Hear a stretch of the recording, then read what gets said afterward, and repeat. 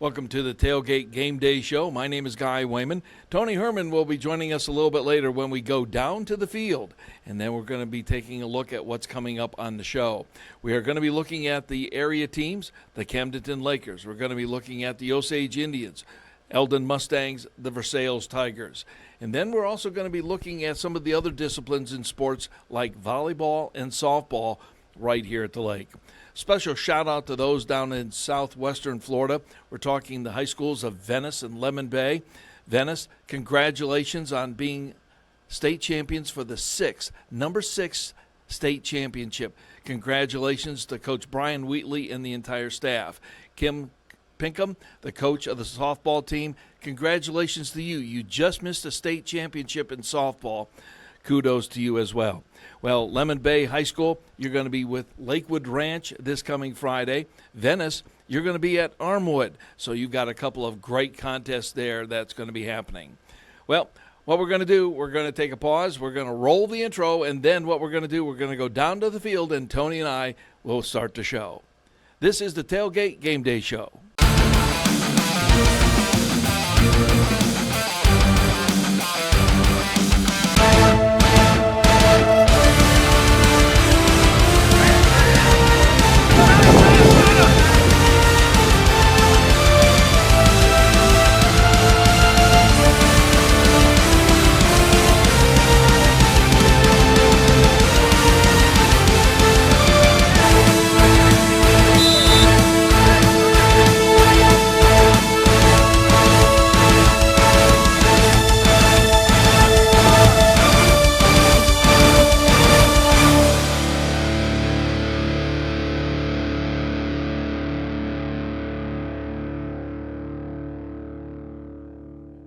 Welcome to the Tailgate Game Day Show. Guy Wehman along with Tony Hermann. And Tony, it's going to be a good year for both clubs. We're talking Camdenton and Osage.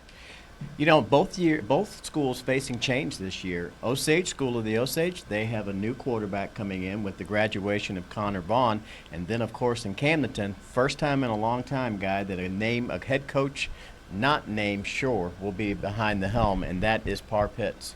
Yeah, it's going to be fun to watch how Parr Pitts does this through the season, how the kids respond to his system. And in our coach's corner a little bit later with Coach Shannon Jolly, we were talking about that because this is his third year at the helm, and the students are starting to adapt to what he has done there. And even though they've lost some of the seniors, it seems like his club's in good shape. You know, this is head coach Shannon Jolly's second turn as the head coach at School of the Osage. His presence is always felt across that high school building there, and so now in his third year, in his second tenure, I would assume that this program becomes his. Yes, absolutely. And you know, even in teaching and in teams and stuff, because you coached the basketball as well, it takes about 3 years to develop that because of the turnover, and basically that is your team. You know, even though it is his second time as the head coach of the Osage Indians, as you know, those are all new kids. Those are all new kids coming in that may not know who he was the first time he was here. So it does take some time to build a program. It does take some time to implement a system of success. Okay, now, coming up this weekend, we've got Camdenton. They're going to be at home against Rolla, and that should be kind of fun because Rolla's just down the street. It's a little bit further than Lebanon, but there's a lot of rivalry, even with Rolla being that far away. You know, Camdenton looks to come in once, of course, they do have a new system in. Parr Pitts moving up from the assistant position, but still, when you have a new person in that head coaching seat, things change. Looks like on the offensive end, we're going to see the most change for the Camdenton Lakers. The kids know how he pretty much reacts to everything, but you made an interesting point there because now he's the top guy, so he can actually make those decisions. It's not somebody else. You know, Parr Pitts has a long history of success. He's had some good jobs, some good football programs over the year. Now he returns back to Camdenton a couple of years ago in an assistant role. Now he's the man. Yeah, now last year, Camdenton came up a little bit short when they went the distance in the playoffs and everything. And it was interesting that they played Lebanon more than a couple of times. Absolutely, and they faced Lebanon in the regular season. Then they also faced them in the playoffs as well. You know, Will Christian does a great job down there in Lebanon with those Yellow Jackets down there, and I would assume that they're going to be tough again this year as well. Now, we're heading up to Jeff City this weekend, and this is the second time that Coach Shannon Jolly says, I'm going to do a tough opponent right out of the gate, and I'm going to see how the kids adapt. Last year they lost a couple at the beginning, but they had 7 straight wins. You know, the Osage is going to step up a class, Guy Wehman, as they move up to a 5A opponent right there. Always tough to open up with because you never know. You never know what exactly how your kids are going to respond in that first game. And then when you take an opponent like the Jeff City Jays, who are a strong tradition, a strong powerhouse in 5A football. Now, and then let's project down a little bit because there's so much going on. Jeff City, Moberly, Blair Oaks, and then number 4, Eldon. Eldon started 3 straight games last year, and they won. And it looked and appeared to everybody Eldon was going to be that tough team. And then something happened, and then they took a nosedive. Well, that something that happened was the Osage Indians. They came into Osage and faced the Indians. Indians put them on a losing streak right there. But there are a lot of positive things happening in Eldon, and I think we're going to see another great season out of the Mustangs. Now, what about Versailles? Versailles had a really tough year last year. I think they only won 1 game, if I'm not mistaken. What do you think they're going to do this year? I think Versailles is in the starting of a rebuilding program. As you said, 1 game last year. The last couple of years, they have struggled as a program. They do have pockets of success, and so I look for them to start to build their program again, start to become more successful over the next 1, 2, 3 seasons. Now, am I understanding it right that Versailles went into a different conference, and so they're not going to be playing Osage this year? They have left the Tri-County Conference, and they are a little bit smaller school, and so they thought that they would have a better fit in another conference, and so they have left the conference, yes. Okay, all right. Now, coming up, you had a conversation with the coach of Jeff City, didn't you? Yeah, and we talked with him. He's excited about his ball club this year, asked what he thought going into the season, and a lot of speed last year for the Jeff City Jays, and he basically said, I think we're going to be even faster this year. Okay, what we're going to do, we're going to go, and I had a conversation with Coach Shannon Jolly, and so we're going to run that right now, and this is going to be fun this year, isn't it? I love it. All right, Tailgate Game Day. Tony Hermann, Guy Wehman, Coach Shannon Jolly coming up. Well, we're here with the coach, Coach Shannon Jolly of the Osage Indians. How you doing, Coach? I'm doing good, kind of ready to get rolling. Oh, my goodness. We've been waiting for this, well, since the last season. Yeah, you know, it seems like a long time ago, but summer went really quick, and, you know, here we are. The Jamboree came up on us quick, too, and, you know, we're ready to get to travel to Jeff City. I think it's great. You know, we started last year at Jeff City, and the season ended in Reed Springs. That was a cold night, by the way.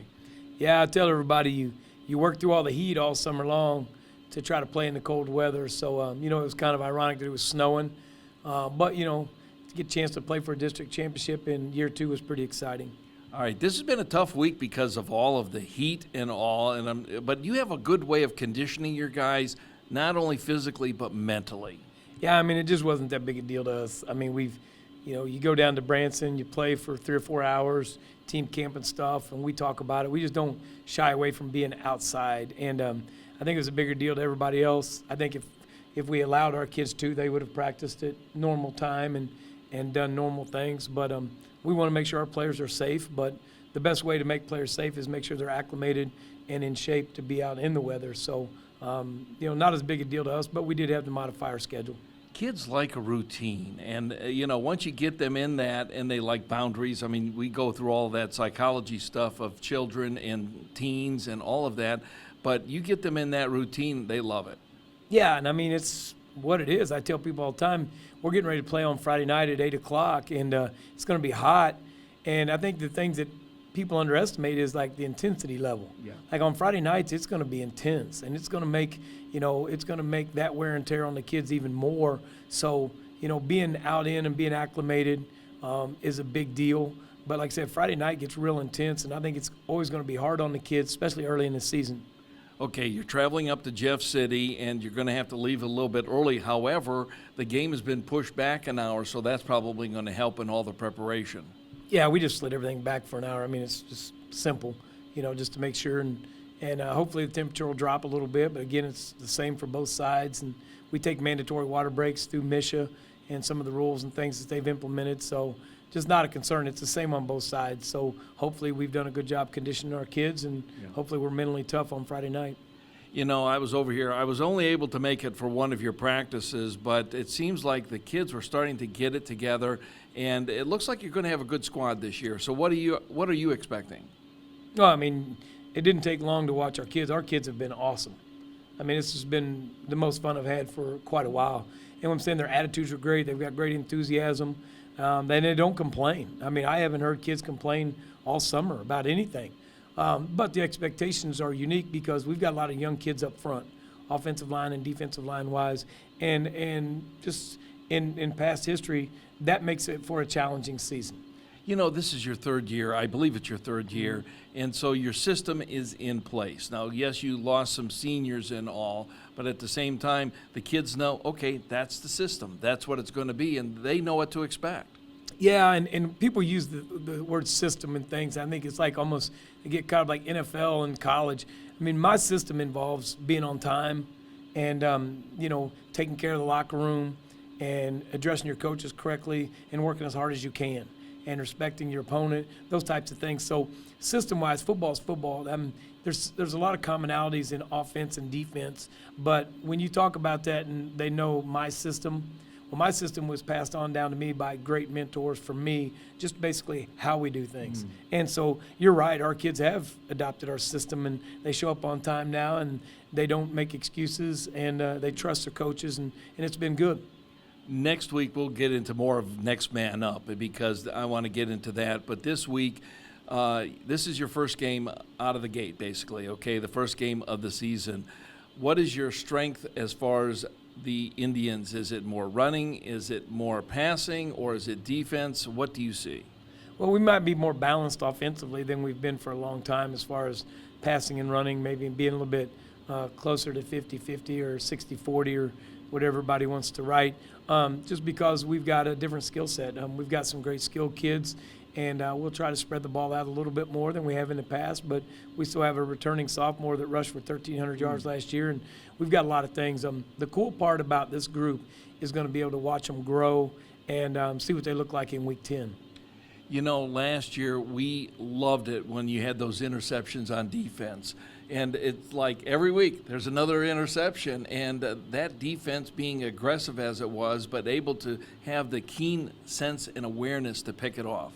Yeah, and I mean, that's just being in the right place. That's what people don't understand. High school football, I mean, it's hard to be super accurate and on target in high school when you're getting pressure and stuff. So there's going to be chances, but the only way that you're going to capitalize on it is being in the right spot. And that's what we've done over the last couple of years is kind of clean some things up defensively to put us in a better situation. And, we hired a new defensive coordinator and coach, Zach Hess, who is the head coach of South Callaway. And he's done a fantastic job of not only building but improving on our defensive stuff. But, again, like I said, it boils down to, the kids not only doing their job but physically being able to compete. What are you looking at Jeff City, and what do you see in them that you're going to be attacking Friday night? Well, I mean, it's they've got a size advantage on us. I mean, I think we're pretty balanced as far as speed on the edges and those things, but up front, so we're kind of hoping they don't line it up and come right at us, and because we're going to be a little bit of a disadvantage. I just hope our kids play really hard and on defense swarm to the ball. If we get all 11 guys to the ball Friday night, I think we'll give ourselves a chance to be competitive in the game. And again, we have to have control offensively and not have any turnovers. And you have to take it game by game, one at a time, but yet it's all building upon the next game. So, in other words, you're building week 2 on this game that happens on Friday. Well, we're building to week 10. I mean, that's what I like to talk about. Yeah, a gradual. Yeah, and that's what I mean is you're right. It's just how we want to play our best football of the year week 10. Yeah. And, and last year we had a bye. So then we got into week 11, and there were weather and stuff like that.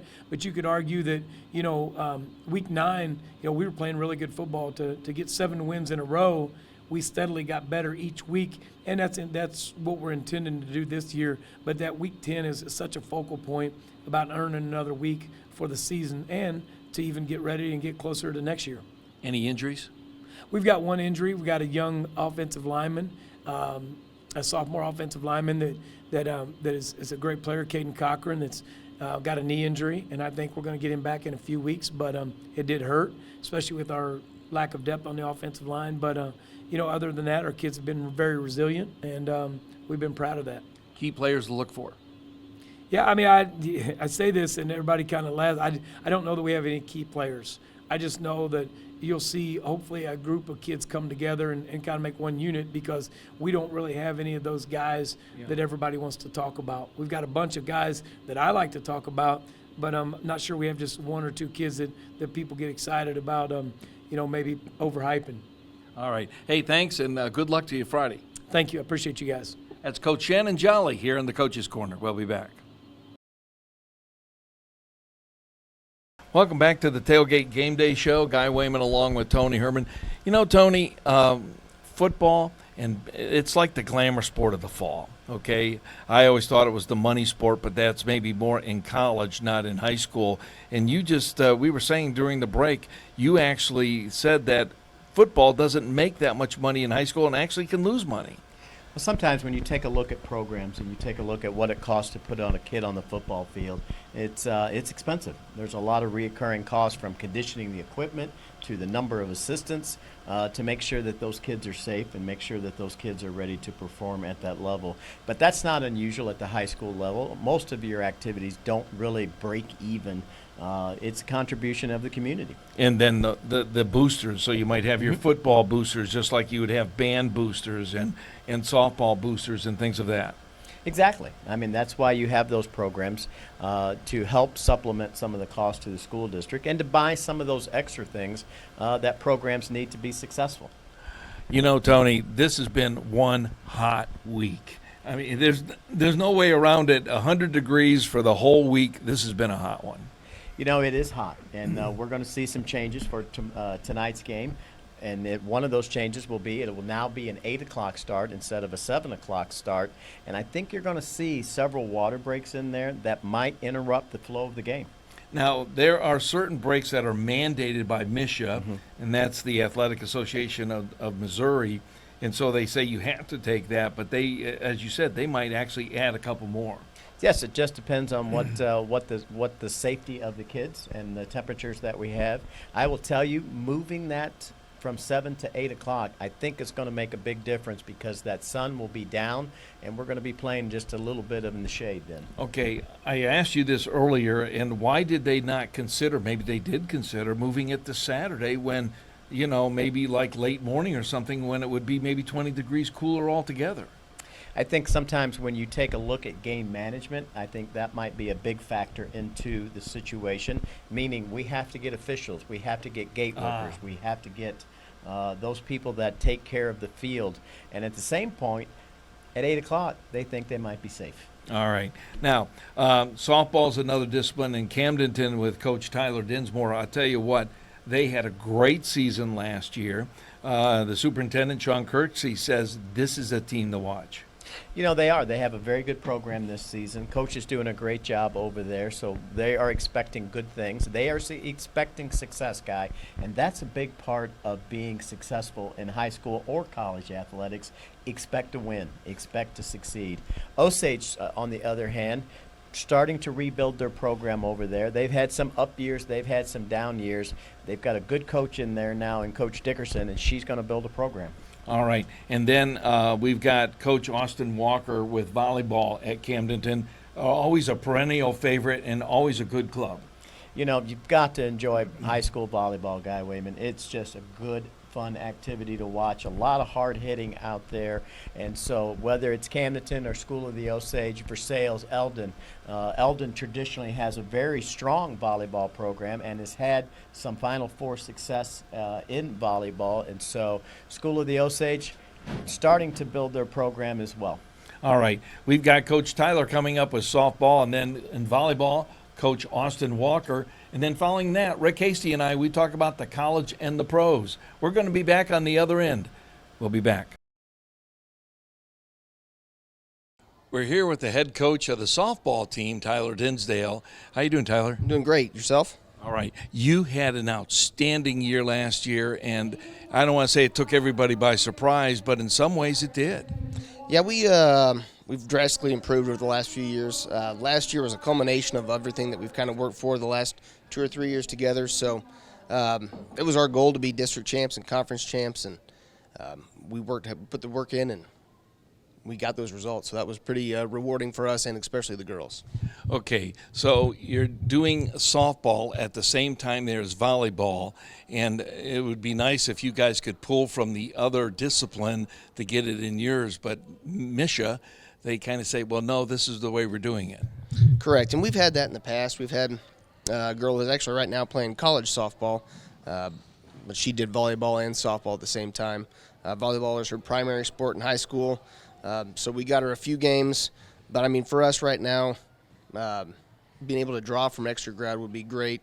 I'm happy with the ones that we've got right now, but it would never hurt to have a bigger pool to draw from.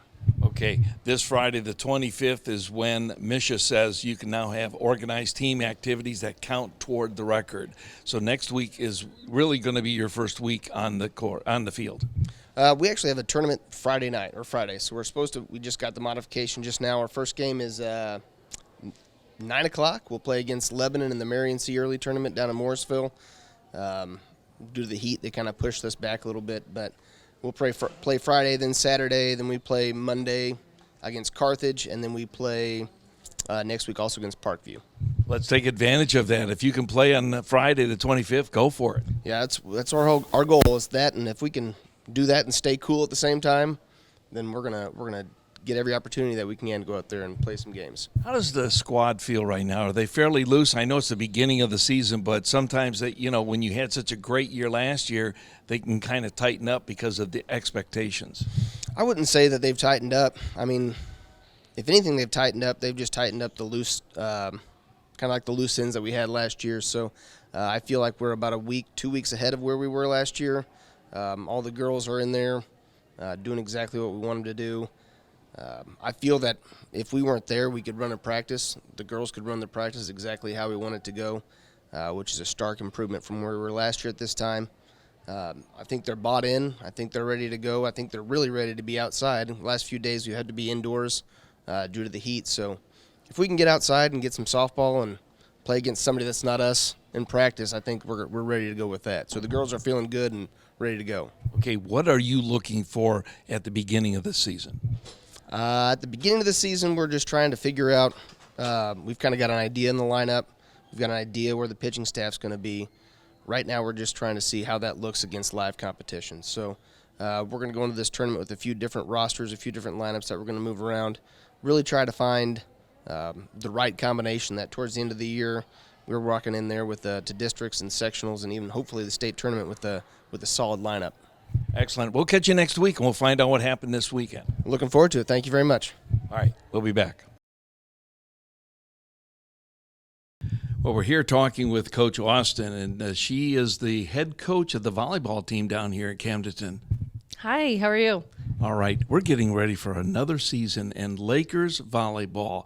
The Lady Lakers, a lot of expectations. They might start a little bit iffy, but they always rise to the occasion at the end of the season. Yeah, we've got a really strong group of kids that are just good competitors, good kids. They work hard always. And so last time we had our jamboree, and we kind of got to see ourselves against somebody else other than ourselves. So that's nice to put a product on the floor and kind of see. And I had a lot of kids that really stepped up in big times and showed me a lot of things that I was looking for, kind of some expectations that we had. So really, really pleased with the product we put on the floor last night. There's some key positions that I really like to look for. It's the setter, the one who's going to be spiking your power hitter, but then it's the libero. That's the quarterback of the defense. Most people don't quite understand that libero position. Yeah. This year we have Caitlin Garmany. She's a senior for us. This will be her second year starting in the libero position for us. And that position is super underrated, I think, just like you said. Somebody's got to keep the ball off the floor. Somebody's always, they're going to miss pass some balls. They're going to get ace. They're going to miss some digs. They're going to read wrong. But they've always got to think, so what, now what? That's our mentality that we're using. And what do I have to do now to kind of keep everybody in line? She has stepped up tremendously for us. She is a great leader for our kids, leads by example, leads through her voice and her words. And just when things aren't going well, she is so good at pulling everybody in and saying, okay, here's what we need to do. We've got this. One pass. We've got you back here. And a cheerleader for everybody, too. So Caitlin is doing a fantastic job, and I'm excited for her this year. Sometimes those are the stylistic divas. Absolutely. Because they get to dress a little bit differently, and so they might have a pink shirt this time or a bright green shirt. So the libero position, it was implemented when I was in high school, and I'm old and washed up. But now they wear the different colored jersey, and they can only be on the floor. They can actually be on the floor anytime they want. However, they can only serve for one position, and when they come out, they have to stay out for a single point in order to go back in for the other person. So Then it's the 10-foot line. Absolutely, and they can't go take it. They can bump set in front of the 10-foot line, but the new rule is they can't set with anything overhead when they're in front of the 10-foot line, and the spiker cannot jump and take the ball over. She's got to stay above the plane of the net, even if she is jumping from the back row as well. So just a different aspect on the game of volleyball than what a lot of people are used to. So. Okay. Now, we're going to talk again next week. We're going to do this every week. Do you have anything coming up this weekend? This weekend, we just have our freshman and JV teams going to compete in the Hillcrest tournament. So we won't have any varsity action. Next Monday, we actually get to play against Elias. We're at home against Elias. So we'll get to kind of see, full game, 3 out of 5, kind of see what we've got out there. All right. Well, then next week, then we'll have a player profile from volleyball. Okay, sounds great. Hey, thanks, Coach. Yes, thank you so much. Come cheer us on. Well, welcome back. We're field side here. Guy Wehman along with Rick Hasty. How you doing, Rick? I'm doing good. How are you today? Excellent, excellent. Okay, this is Tailgate Game Day. We're glad to have you on the show, and we've got a busy one here. We've already, talked to a few of the coaches around the area, but we're bringing you in because of your expertise with college and with the NFL. What do you make of the college situation now? Basically coming down to 2 big conferences. We're talking Big Ten and SEC. Well, for the first time, Alabama didn't come out as a clear favorite on who that they drafted this year. And you say drafting Alabama, Ohio State, Oklahoma, those basically pick who they want. And so Oklahoma had a real good year in recruiting. Ohio State, again, a powerhouse, but they ended up losing a tremendous amount of people from last year's roster. So there's a lot of questions of who's going to come out this year as far as 1, 2, 3, and 4 for the playoffs. But I think those are going to be your top 3 right there. Yeah, now it is quite interesting that we mentioned those 2 as the 2 big powerhouse conferences. We're talking the Big Ten and the SEC. The Pac-10 got decimated, or Pac-12, whatever that is, the Pacific Conference, we'll just call it, because there's a lot of teams that left. Well, you've got teams out that way, as you mentioned, that they've left, and so consequently, like this is when the Big 12, as well, what was known before the SEC, all right, started hand-picking and then taking people in, the TV revenue, all right, dominated. Oh, absolutely, because Yeah. I believe the Big Ten, they're expecting to get $1 billion a year. Yeah, and then when you look at schools that have been independent, like Notre Dame, all right, they're even coming on board. Yeah. Well, they realized they had to. Now, the college games, they're going to be starting on Labor Day weekend, where the NFL is basically the next week, and that's kind of everybody just kind of has that now in their mindset. It took them about 4 or 5 years to kind of get that drilled into us, but it's not working. Right. Well, everybody's anxious for football to start. Yes, they are. And so consequently, I just says, it can't come soon enough. And college ball, you've gotten guys that have been to camp. They've been going one-on-one, for about 3 weeks now. And so in turn, the NFL, we've kind of struggled through preseason. This week will probably be some of the starters that we'll see for at least the first quarter. But college is ready to play. So I think we'll see, and usually the first game that most powerhouses play, they play a give me. Yeah, it seems like I love college because there's something about the team, and you're playing for the school, and there's that extra spirit where the pros, they're playing for the bucks pretty much. Well, it's changed. It used to be college players were playing because they loved the sport, and now they're trying to position themselves, all right, for the next draft. You're not allowed to have an agent. All right, so consequently, you've got to kind of work behind the doors quite a bit.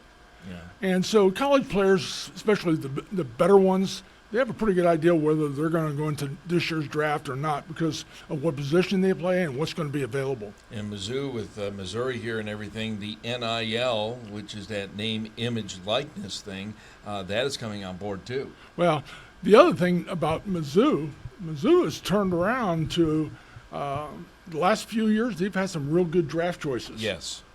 All right, and I mean, And Drinkwitz is doing a good job. yeah, no, I mean he really is, and it's one of those things to where if you're from Missouri or you're a fan of them, you can be very rightly proud of them.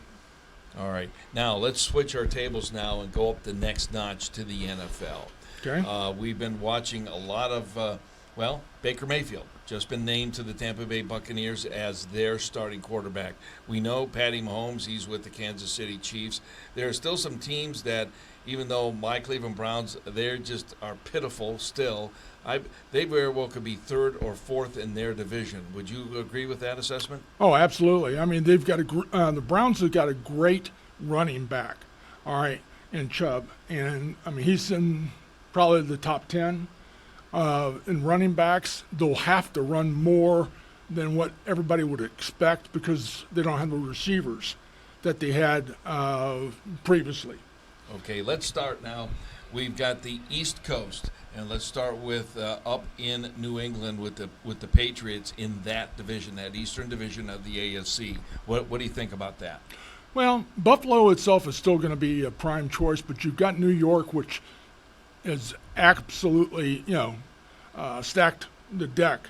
All right, not only with Rodgers, but also they brought in Cook as a running back, so they've got a great 1-2 combination. And their defense itself, all right, you got to remember their head coach was a defensive coordinator. Yeah, Saleh is that defensive coordinator. Has the team bought into Saleh's way of doing business?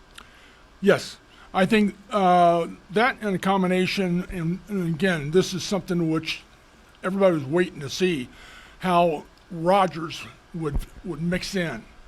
And he's done a great job. He's been a mentor. He's been a class act off the field.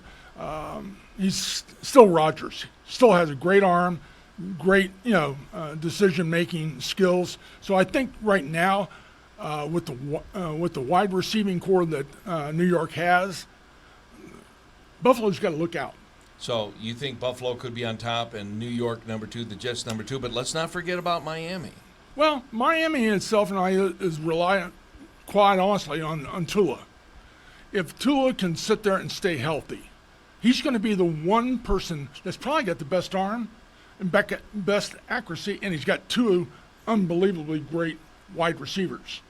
All right, they're still searching for a running back that they can name. They've had some conversations with Indiana about Taylor. So, I mean, it's something where there's teams that want to get to the playoffs. They want to be a Kansas City Chiefs team. Okay, we've looked at the North with the Browns and all. Now let's look at that next side there, which is got the Colts in it and the Titans in it in that division. Now, Titans itself have really, again, stacked the deck for themselves. They did a good job of recruiting this year.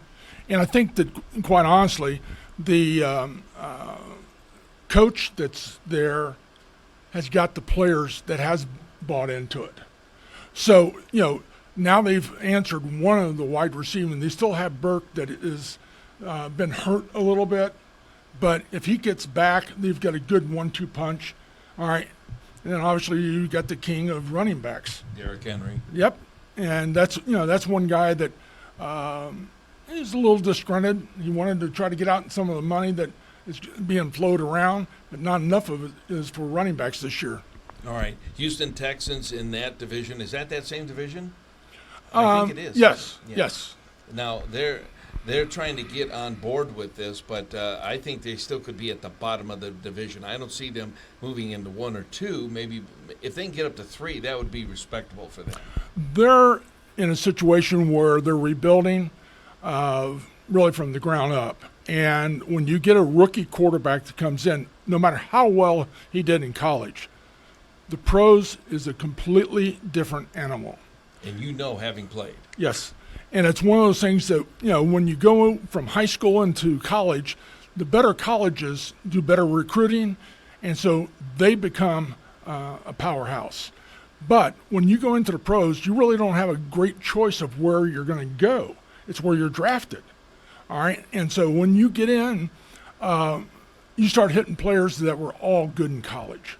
Yeah. All right. You got linemen now that run 4.4, 4.3s. All right. And that's hard to believe. All right. That you can get a guy that weighs 300 pounds that can run a 4.4 or 4.5. Yeah. So, I mean, that's wide receiver running back skills. Well, and that's the difference between going from high school to college and the pros. When they say the game speeds up, it speeds up. Now let's look at that Western Division there. The Raiders are in that. We've got the Chargers in that. Denver, we've got them as well as Patty Mahomes and the Chiefs.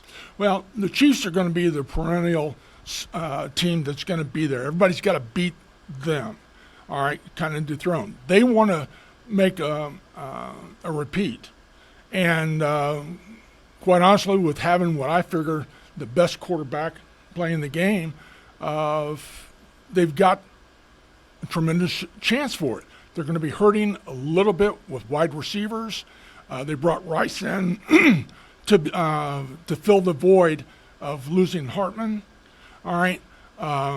It's one of those things to where I think the receiving core is going to be the real telling tale. Then you go to the defensive side, and Clark's still wanting to hold out. Yeah. So, I mean, defensively, they've lost a couple players that were key last year's championship team. So it's going to be interesting. Denver's going to be rebuilding. They've quite gone beyond the Russell Wilson, and that is not – I don't think that's worked for them. It hasn't. I mean, everybody looks at an athlete. It's the system that athlete plays within. All right?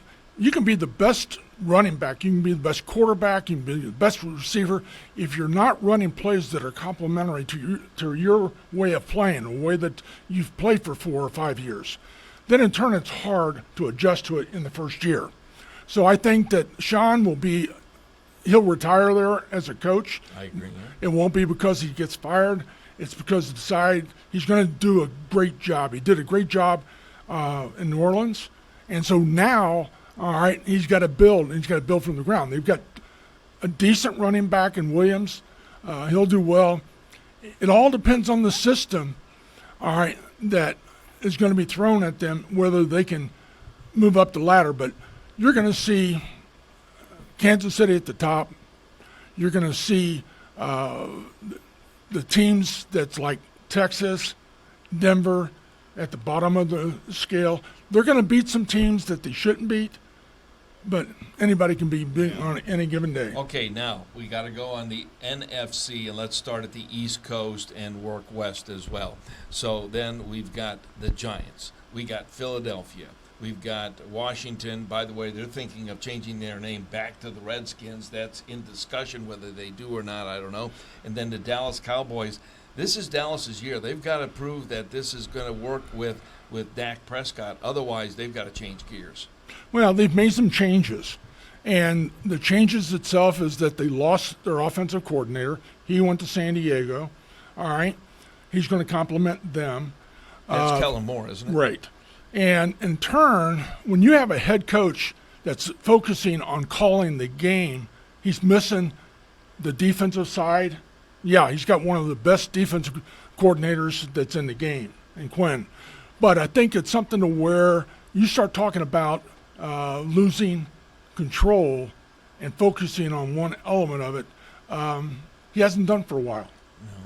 All right, let's look at the South Division there. And I mentioned the Broncos earlier. Atlanta's in that division, as well as New Orleans Saints. Right.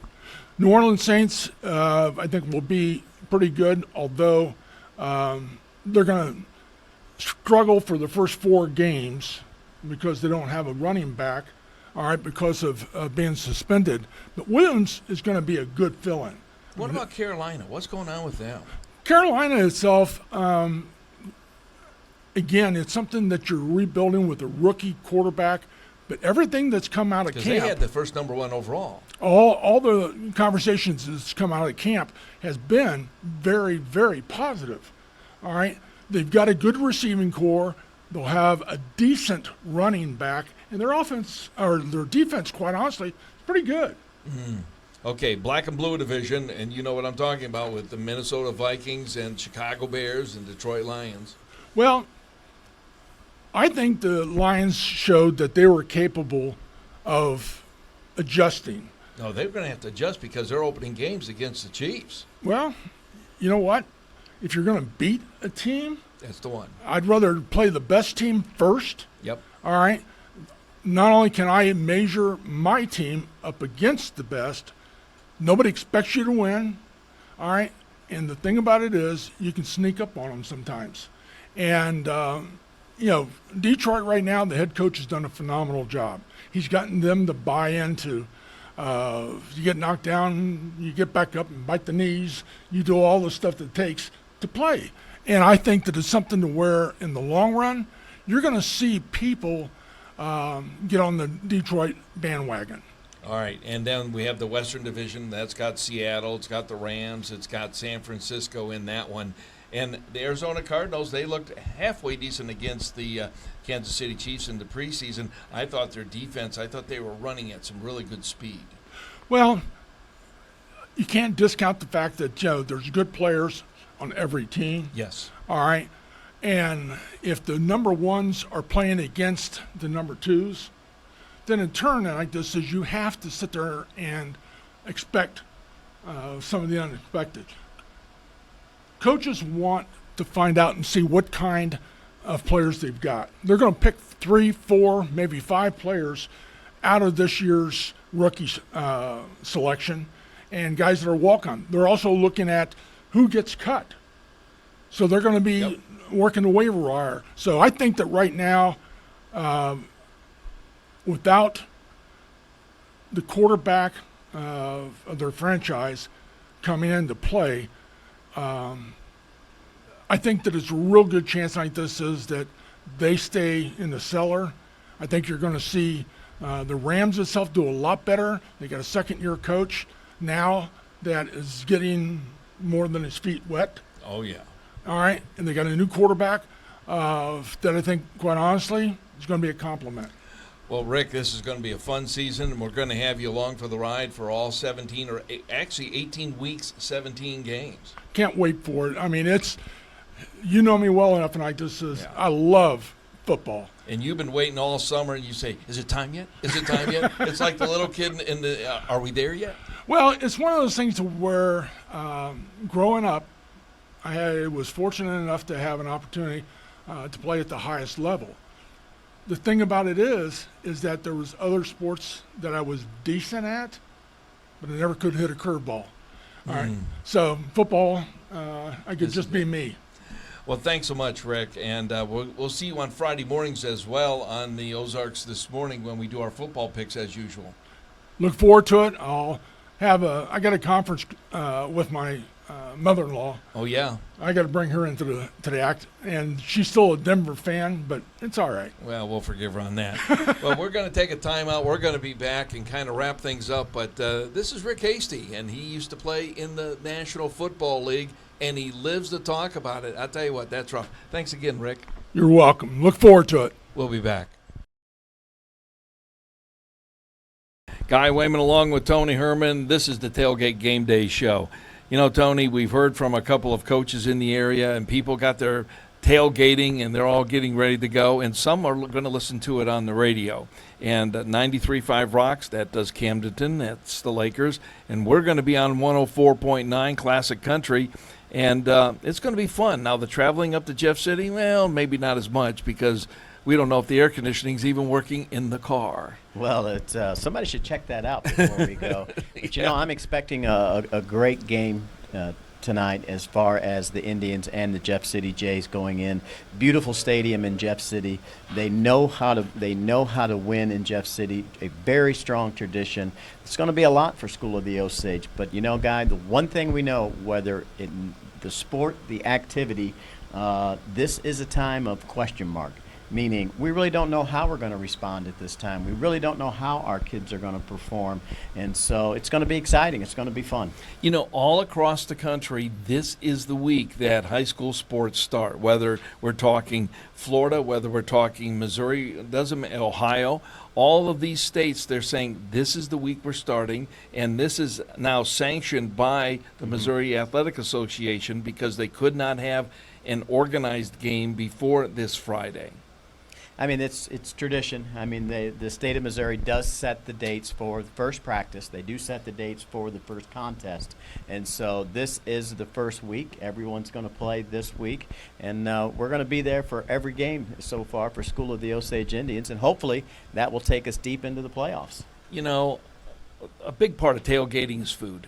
Yes. And we every stadium we go to, we always check out the concessions, and we kind of, okay, this is a good ballpark because they got good hamburgers or good hot dogs. This one, not so much. And as people tailgate, it's the same thing. They like their food.